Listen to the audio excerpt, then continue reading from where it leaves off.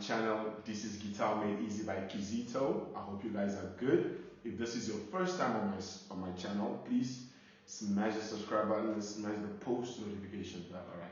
So without further ado, today we'll be talking about tips that will help you play and strum the guitar better. Okay, I know this is a pretty difficult thing for most beginners. So in this video, I'll try and uncomplicate this whole thing, okay? Because this is one of the things I wish I had when I started learning the guitar, but you know, there were just a bunch of videos on internet, on the YouTube things, and the videos were just basically like, oh, play this song, play that song, but not like how do you play these songs like this, like step by step as to how you strum the guitar and how you know, form your chords and everything. But so yeah, this is what I've been covering on my guitar beginner course. The grade 1 part is already done, and I should be starting with grade 2 tomorrow. So this is one of the lessons. Alright, so let's get straight to it. So the first thing I want to talk about is why strumming is so hard for so many people, especially when you're starting with the guitar. Okay, so what makes it difficult is that it's something new, right? And it's just so confusing. Like, there's a lot of questions that people ask. Do I strum with a pick, or do I strum with just my fingers? Which is also understandable, because either can be hard or easy for some people. But strumming requires you to practice, right? To practice often and make room for mistakes. Because, I mean, let's face it, we all started from somewhere. I was never perfect with the guitar, so please, and I'm still not perfect with the guitar, so don't let any person lie to you or fool you into believing that, oh man, there's no room for mistakes and you can't make mistakes. Alright, so the first thing that you need to work on is keeping your hand moving. So when you strum, the most important part is to keep this motion. Even if you're not gonna strum, you just, you know, keep moving your hand. Keep moving. Okay, let's say for example you play. You see? Even when I don't strum, my hand is still moving. So that is one of the things that you need to consider doing more often, is to get used to this motion, this consistency in moving, so that when you do have to strum, even the silent ones, your hand is moving in the right motion, right? So that is the first thing. And like, if you really look at it, just take your time and watch your favorite guitar players or guitar teachers online, and notice that they also keep their hands moving. And one thing that you need to consider is, when you watch them, try and switch off your audio. Like, don't listen to what they're playing, but actually watch what they're playing, how they're strumming, and if their hands are consistently moving when they strum. I promise you, this will definitely help you in the long run. Alright, that's the second thing. Okay, the third thing is basically going back to the foundation of strumming. Alright, there's nothing wrong with starting from the beginning again, becoming a beginner, you know, and relearning everything you think you know about strumming. Right. There's nothing wrong with that. That is like one of the most important things that people need to think about when they actually have problems like this, when it has to do with not knowing how to strum or what strumming pattern to use, you know, and how to strum a certain song. Alright, so going back to your foundation would basically probably be like, you know, just single strumming downwards or down and up. Right? So going back to your foundation actually helps you build a stronger strumming skill. You know what I mean? So don't think it like, oh, I can't go back, that's just gonna make me look down or stupid. You know, but no, don't think of it like this. With music, we are always learning. No matter how much you know, you always learn from even those that know less than you. So just get that in your head. Alright, so that's going back to the foundation. And the next point is to make strumming feel good, like enjoy when you're strumming. For example, if you're playing a song that you like and you're just strumming like, it's whatever, let me just strum, play this song and get it done with, you're not really gonna learn much just playing whatever you feel like, instead of actually enjoying what you're playing. Let's say, for example, we are playing a song and I'm not feeling it. There's no way I'm going to learn from this because I'm not showing the proper emotion to this. But if I'm actually in the, in the feel, in the groove, having that rhythm and feeling the song, I'm more likely to experiment more, learn more, and actually figure ways to better my strumming pattern, And people don't realize this. Like, people don't realize it because it's just, well, let me just strum this and get down with it. But there's more to it than that, Enjoying what you're playing, actually feeling the groove and the rhythm in what you're playing makes it more easier and better for you to learn faster, right? So when you're strumming next time, make sure you're feeling the song, you're feeling what you're playing.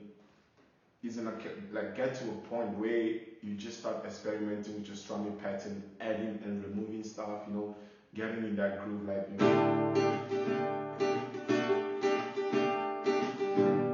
right? So you're getting that happy groove energy, all right? And sometimes the next point is also to like practice your strumming with muted strings. Like, you don't always have to play sound. In most cases, you can just play like this, right? So you can mute, instead of playing chords and focusing on two things, you can mute the guitar and actually focus on one thing at a time, right? So don't get all, I need to, no. One thing at a time. If you need to work on your strumming, work on your strumming.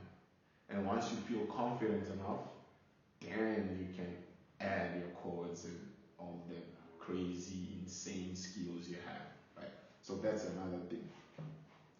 And the next point is choosing what strings to strum, right? The direction, basically. I have noticed since my time of playing guitar and learning and all these years, I figured out that there's different sounds when it comes to strumming downwards and strumming upwards. So I'm sure by now, eventually, the more you practice, you start figuring it out because it starts sounding weird. Like, if you don't strum the right way, you can kind of hear it, right? Let's say, for example, I'm strumming on G. This is the right way, right? Maybe like a basic down, up, up, down, up, up, down, up, down, up, down, right?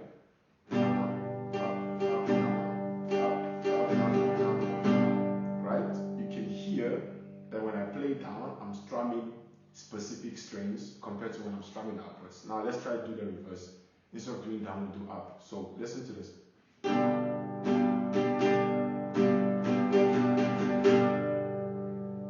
Hear the difference, because now instead of us starting with the low going to the high, we started from the high going to the low. So these are things that you also need to work on and keep your ears open to, so that you don't like make these mistakes and it becomes a part of you. Because these mistakes, when it comes to music, it's easy for you to make mistakes and get used to making them, but it's also hard and way harder to relearn all these mistakes. So also keep that in mind, that the way you strum, the direction you choose to strum is also important when working on your strumming and your patterns and all that stuff. All right. So the next point is another point that we all struggled with starting, and that is how to hold the guitar pick, right? So I know I have done a video on this previously. I'll probably have it pop out somewhere here so you can go check it out. I think it includes the grade 1 beginner course and everything. So just give it a watch, but in a short time, I will just explain it quickly. How do you hold a guitar pick? You know, for me, I just keep my hand like this, my fingers like this, put the pick right between this, right? So I put it like this and close it. Then it looks like a chicken's head. I don't know if I make sense. I know it sounds silly, but that's the best way I do it. But in the video, it will explain steps and easier ways for you to hold the guitar pick, you know? So just give that a watch when you're done with this video, all right? And also the next thing is like the thickness of the guitar pick you use also matters as a beginner, right? I know some people say in their videos as a beginner it's easier for you to use a hard pick when you're strumming, but I feel like that's wrong advice because it makes it hard for you to strum effortlessly, right? Let's say for example you're using a hard guitar pick, it will probably like be hard for you to strum every single string. While if you're using a thin pick, for example, I use 0.60 millimeters, right? When you strum that, it's so smooth, it's so easy to get every single string without making it sound distorted or weird, right? So the size and thickness of the guitar pick you use actually matters. It also means like if you play with a hard pick, it's hard for you to even run your scales, right? Compared to when you're using a thin guitar pick, right? And the last thing that I want to talk about is a question that most people ask often. Should guitar beginners use picks or not? I mean, a lot of people do say, nah, it's not really important, but for me, I feel like the earlier you start using the guitar pick and getting used to it, the better. And then eventually, with time, if you decide to not use it, then that's okay, because you do know how to use it. So I feel like every beginner out there needs to start using a guitar pick, learning how to use it, getting comfortable, getting used to using it, so that when the time comes, you won't be doing other lessons like, oh, how to use a guitar pick. Imagine being like playing guitar for a few years and not knowing how to use a guitar pick. You know, it doesn't make sense. So I feel, what I think, what my advice would be is, if you're a guitar beginner out there and you're struggling between should I use a pick or shouldn't I would suggest you start by using a guitar pick, and in doing so, find the thinnest and comfortable guitar picks that you can use.